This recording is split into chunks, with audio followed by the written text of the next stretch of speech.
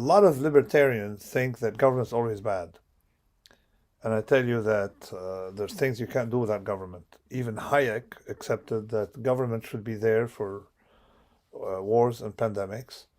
Even, what's his name, von Mises, you have all these anti-war people. Von Mises was in favor of the military draft against Hitler. Okay, von Mises, all right. So the way we got to look at it is in terms of what I just discussed. The government should focus on protecting society from extremes. Having a strong military, having a well-organized thing to deal with pandemics, and then the rest of the things, you deal with it, rather than the reverse. So what happens with a lot of governments is that they start nitpicking on small little things, trying to fix stuff that already works, okay? And rather than focus on big adverse events. So, but if you go back to Adam Smith, nobody is anti-government. Even von Mises himself said, I don't see government as necessary evil. I don't even see it as an evil, okay? Okay, government is government for a function, just like everything has a function. Okay, but you should not, the government should be in places where it's needed, uncontrovertibly, where it requires some kind of collective action versus individual action. There's a lot of literature on that. And what happened with under the Soviet, and it actually started with the French trying to regulate everything that doesn't need to be regulated, and do the reverse and things that are important. But I'm seeing it now in Lebanon. You have total breakdown of government, and you have municipalities are much better at maintaining social order. So small is beautiful, and a bottom-up system built like Switzerland, for example, works beautifully. Although I would feel choked in Switzerland with too many rules. But these rules come from the bottom. They come from the community. They don't come from someone in a centralized Soviet style. Incidentally, I always keep using the term Soviet Harvard illusion. Soviet Harvard, like you can direct some things. So the government should be there to allow the functioning of markets, provide you with a very good legal system. This is where you need the government, the good legal system. And rather than regulate, allow people to sue one another.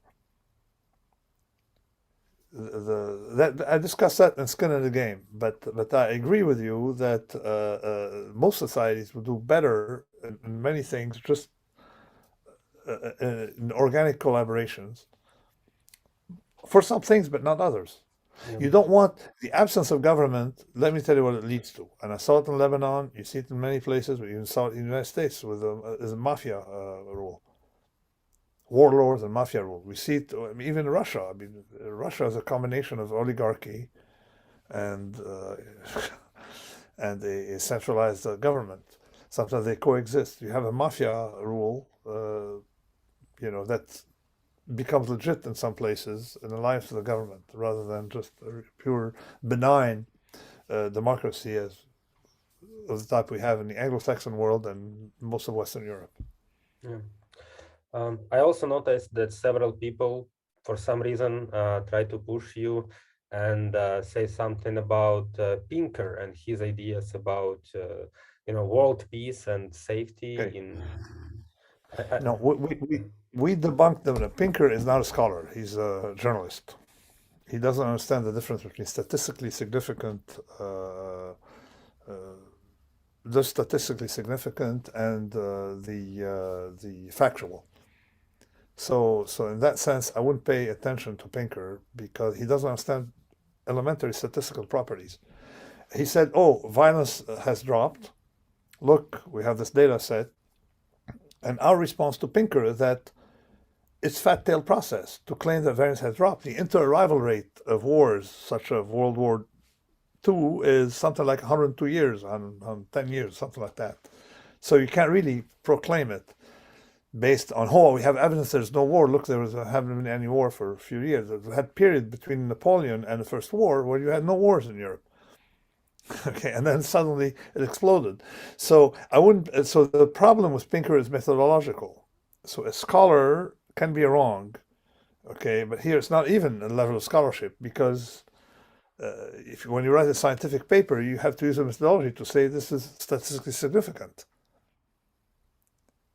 And the properties of war are such that statistically significant means a much longer period of peace. Yes, well, this is But- a message also to all our students who are listening. Please use proper methodology.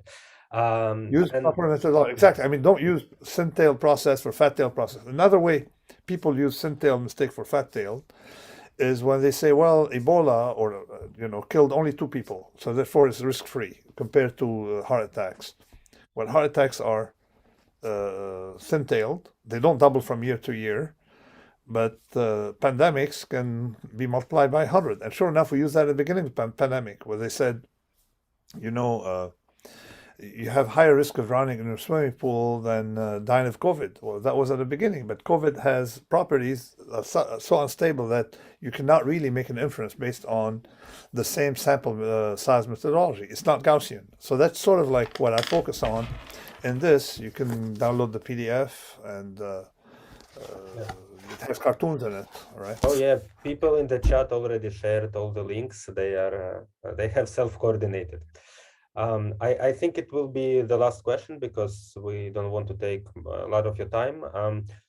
There is also a demand in the chat. People are interested in sanctions. Can you reflect from your position whether sanctions to Russia can be treated as a stress that will make them stronger, or if this is something? Okay, a mild else? sanction, like the sanction that happened last time, effectively made some sectors stronger in Russia.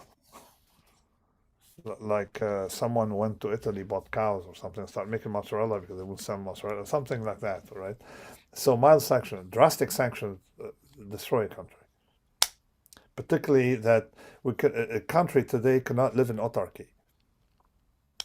You see, globalization is there to stay, some degree of globalization, and you exclude people from financial markets. They cannot export goods. And then you have voluntary sanctions, like American companies that don't want to buy from Russia, and technology people making chips that don't want to sell to Russia. So you end up having really crippling the place.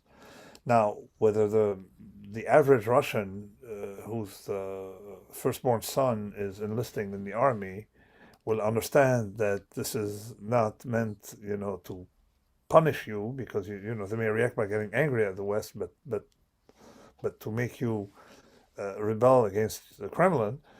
Okay, I'm not sure. I mean, something got to be done, in marketing the idea to Russians that we love you, but we don't like your government. Something that was not communicated early on very well with the Iranians. Yeah. Hey, we love Russians, but we hate the Kremlin. Right? So got to come with that, and we're not punishing you. We're punishing Putin, and he's punishing you. So it's Putin doing that to you, not us. So you have to also psychologically frame it in a way for people to not resent the West. But definitely the sanctions of the type we have now definitely would be serious. Okay. Yeah, thank you. So I think we're running out of time. The questions also start to repeat themselves. And I want to say to our viewers that please follow Kyiv School of Economics on Twitter, on Facebook. We will have more guest speakers for solidarity. But I want to say a special thank you to Professor Taleb because he was the first one. And I pledge to come to the Ukraine when I can. I've been there many times. I was there last summer to come back, and maybe whatever. We will greet you on the streets of peaceful Kiev, and we will share food and drinks. So yeah, I love Kiev. I will tell you, I've been there 4 times. Well, we will wait you more for 5th and Great. 6th and 7th. Thank you very much. Very much. Thanks. Enjoy your day. Bye-bye. Bye now. Thank you all who joined. Hello, thank you for watching, and please don't forget to subscribe to our YouTube channel, where we have a selection of fantastic videos of lectures and conversations with world-leading intellectuals. Please watch videos with Elliot Cohen, who is discussing the strategy that can defeat Putin, and Kelly Zvopko, who is discussing the issues of justice for Ukraine. Thank you.